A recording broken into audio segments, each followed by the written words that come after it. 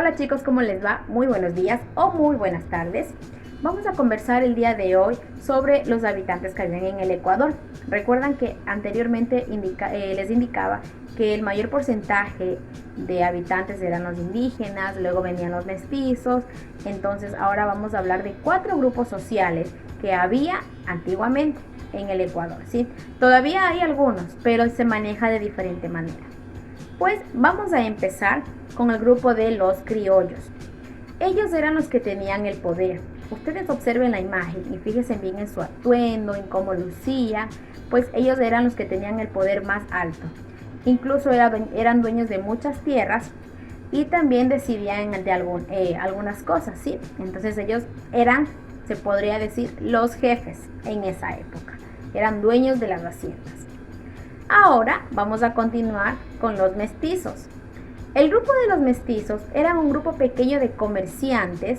Ellos se dedicaban a realizar diferentes cosas, por ejemplo, ropa, zapatos, pero no tenían poder, ¿sí? No era como los criollos, eran un grupo pequeño que realizaban sus actividades, pero no tenían poder. Continuamos con los indígenas. Como ustedes saben, la vida de los indígenas hace mucho tiempo no fue nada fácil. Ellos tenían que realizar trabajos domésticos y servían a los dueños de las haciendas, es decir, ellos servían a los criollos, ¿sí? Entonces, en el grupo de los indígenas vivían con el concertaje. ¿Qué es el concertaje?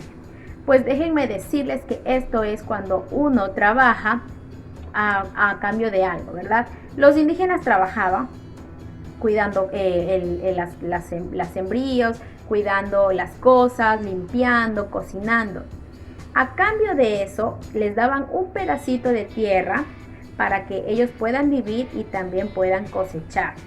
Pero la cosecha que los indígenas obtenían, tenían que darles un porcentaje a los criollos. Como ellos eran sus patrones, entonces ellos decían, bueno, vas a vivir aquí, vas a tener un pedazo de tierra, vas a sembrar, pero la mayor parte de tus sembríos van a ser míos.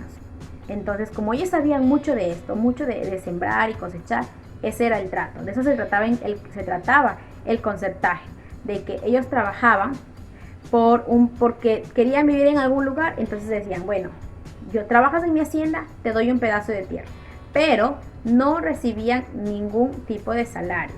Así es como trabajaba el grupo de los indígenas. Entonces, como no recibían ningún salario, ellos necesitaban dinero para sus necesidades, ¿verdad? ¿Y qué hacían? Ellos pedían un préstamo a los dueños, a los patrones, les pedían un préstamo para cubrir sus necesidades y se quedaban con una deuda. Como no podían pagar la deuda, ellos tenían que seguir trabajando para los criollos, tenían que seguir cosechando para ellos. Incluso, si no llegaban a pagar la deuda, ellos podían ir presos. O ellos a lo mejor les pasaba algo y fallecían, esa deuda se quedaba con los hijos y los hijos tenían que hacer lo mismo. Como no tenían para pagar la deuda, entonces tenían que seguir trabajando, seguir cosechando para ellos. De eso se trataba el concertaje y así vivían los indígenas. Ahora vamos con el grupo de los afrodescendientes. En este grupo, lamentablemente sufrieron un poco más que los indígenas porque ellos eran esclavos, eran sometidos a la esclavitud, es decir, que no tenían derecho a tener un pedazo de tierra, ni a cosechar, ni nada como los indígenas.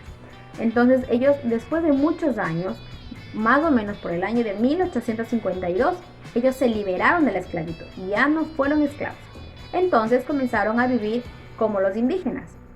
En el campo trabajaban para los dueños de las haciendas, les daban un pedacito de tierra, cosechaban, entonces trabajaban igual así con el concertaje. Recuerden que el concertaje es que cuando ellos trabajaban a cambio de una vivienda y un pedazo de tierra, y si querían dinero, pedían préstamos, pero mantenían la deuda.